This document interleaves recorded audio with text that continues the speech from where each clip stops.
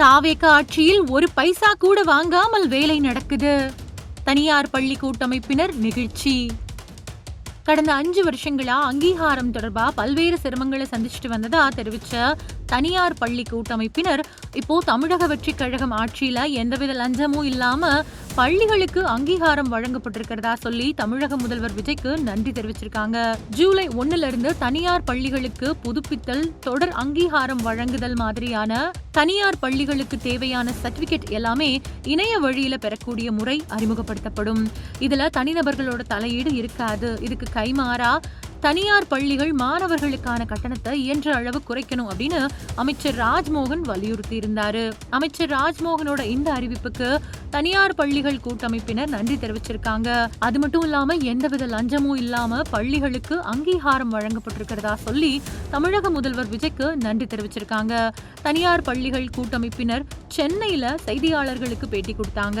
அப்போ அவங்க என்ன சொன்னாங்க அப்படின்னா, தனியார் பள்ளி நிர்வாகிகள் மாவட்டம் தோறும் மாநிலம் தோறும் அங்கங்க இடைத்தரகர்களை பார்த்து பணத்தை கொடுத்து ஏமாந்து நாங்க பட்ட சித்திரவதைக்கு அளவே இல்ல.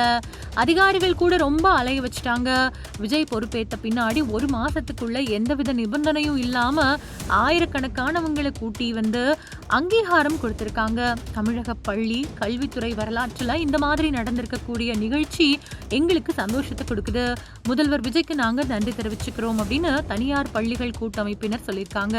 தமிழ்நாடு நர்சரி, பிரைமரி, மெட்ரிக், மேல்நிலை அப்புறம் சிபிஎஸ்இ பள்ளிகள் சங்கத்தோட பொதுச் செயலாளர் KR நந்தகுமார் சென்னையில செய்தியாளர்களுக்கு பேட்டி கொடுத்தப்போ, தனியார் பள்ளிகளுக்கான தொடர் அங்கீகார புதுப்பித்தல், தொடக்க அங்கீகாரம் பெறுதல் மாதிரியான நடைமுறைகளுக்காக இதுவரைக்கும் 3 லட்சத்திலிருந்து 10 லட்சம் வரைக்கும் இடைத்தரகர்கள் மூலமா பணம் கேட்கப்பட்டு வந்தது. அப்படி பணம் செலுத்தாத பள்ளிகளோட கோப்புகள் பல வருஷங்களா நிலுவையில வைக்கப்பட்டுச்சு. அதே மாதிரி சிபிஎஸ்இ பள்ளிகள் தொடங்குறதுக்கான அங்கீகாரம் பெற 25 லட்சத்திலிருந்து 40 லட்சம் வரைக்கும் கேட்டு முகவர்கள் நெருக்கடி கொடுத்தாங்க.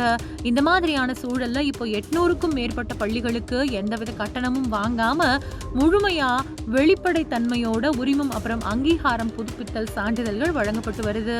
இது தனியார் பள்ளிகள் துறையில வரலாற்று சிறப்புமிக்க மாற்றம்.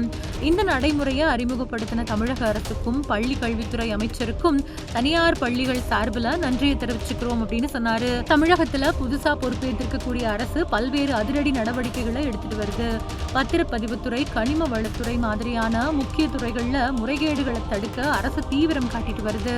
அந்த வகையில தனியார் பள்ளிகள் வருஷம்தோறும் பெற வேண்டிய NOC சான்றிதழுக்கு போன ஆட்சி காலங்கள்ல பணம் பெற்றுக்கிட்டு சான்றிதழ் பெற்றதாகவும் அதை தற்போதைய ஆட்சியில மாற்றி இருக்கிறதாகவும் சொல்லப்படுது.